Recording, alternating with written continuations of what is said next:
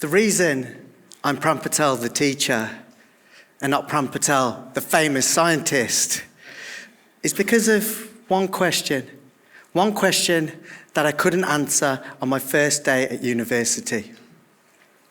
Because I didn't have the answers back then, I went back into the system I grew up in.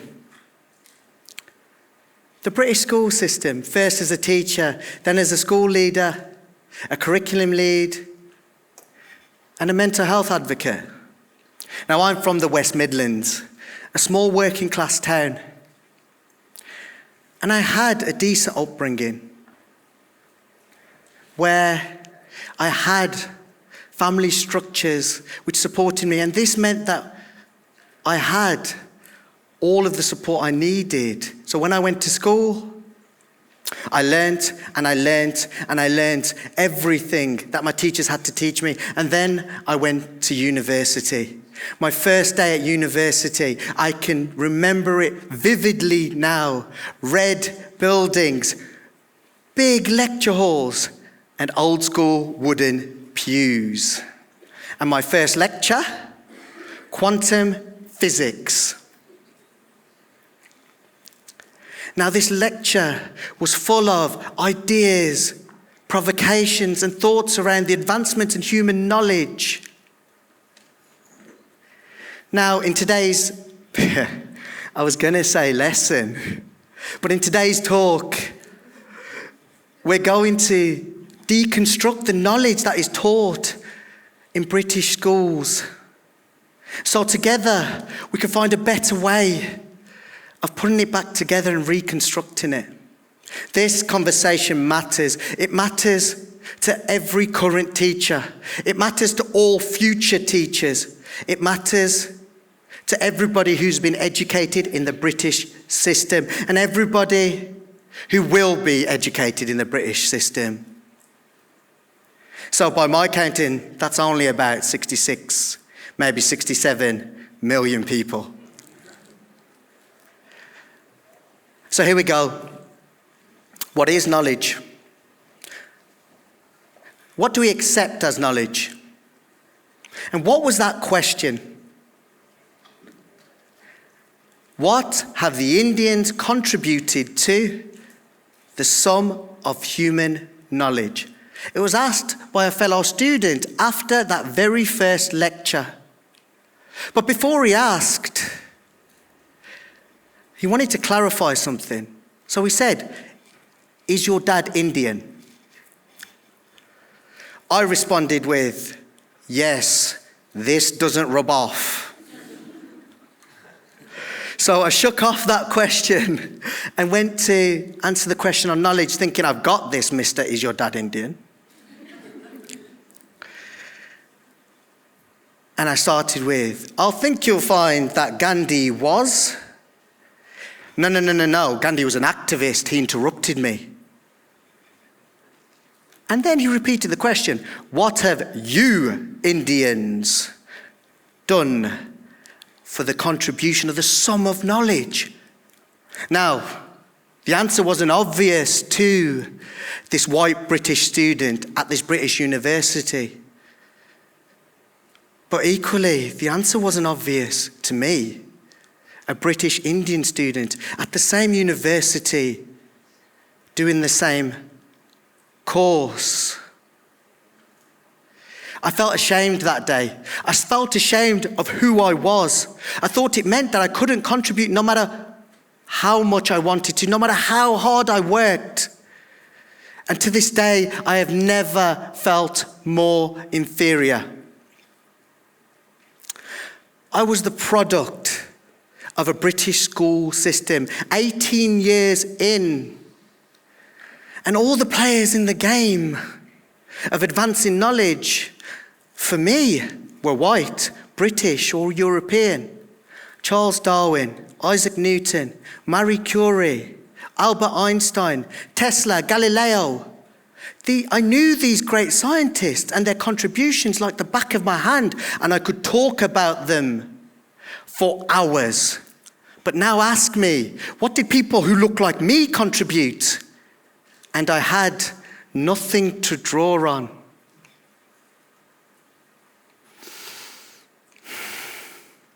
Now, if today we agree that this isn't right, if today we agree that this isn't the purpose of education, and then we've got work to do. The thing is, saying that to teachers, no matter how much energy I pour into those words, we've got work to do. It's like asking footballers to juggle as they run. We're flat out already. I get it.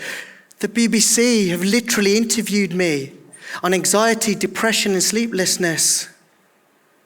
That seems to come with our beautiful, amazing job, like a range of anti-bonuses. I really get it. So what am I saying to teachers? I'm saying make change that inspires you. Because when we do that, we get energy. Make changes that impact on the lives of the students you serve. Because when you see the difference it makes in the lives of the young people, everything seems a little bit easier. Now I'm calling this project, I'm calling this movement Decolonise the Curriculum. And to make it easy, I'm going to introduce you to some people. Chandrasekhar Venkataraman. Have you ever wondered why the sea is blue? This Indian scientist did. And he discovered why.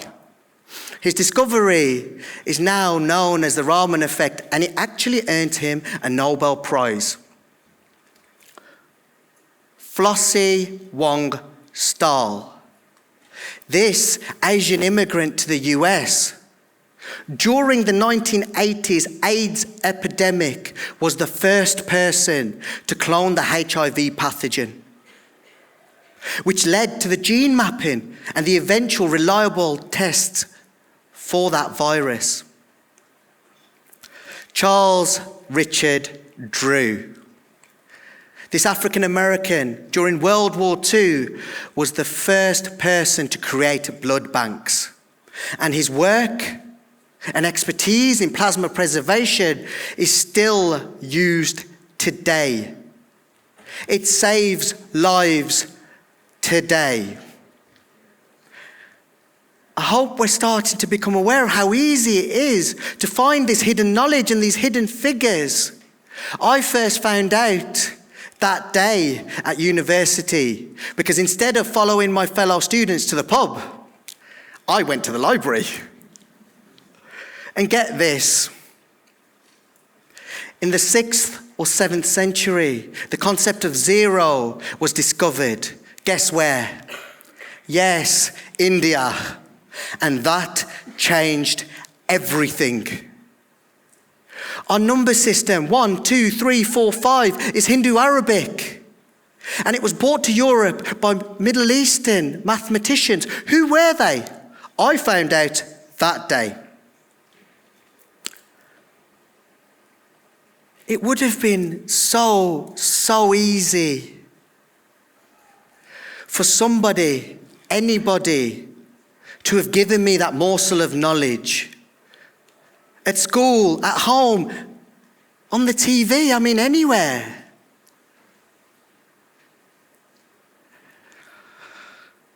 I'm going to leave you with the news that work to decolonise the curriculum has already begun.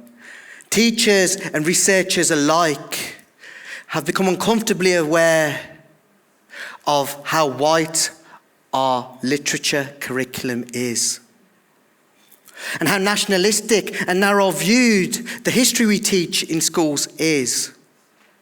It is now time to celebrate and embrace the achievements and contributions of all nationalities. And that day where I felt inferior. And what I noticed and what I notice is, through no fault of their own, my white counterpart that day had gained a sense of superiority. Yes, he felt superior. One teacher, one lesson, one classroom at a time. We can change this. We can decolonise the curriculum. I mean, who knows? In that class, maybe the next Rahman, the next Wong Star, or the next Drew. Thank you.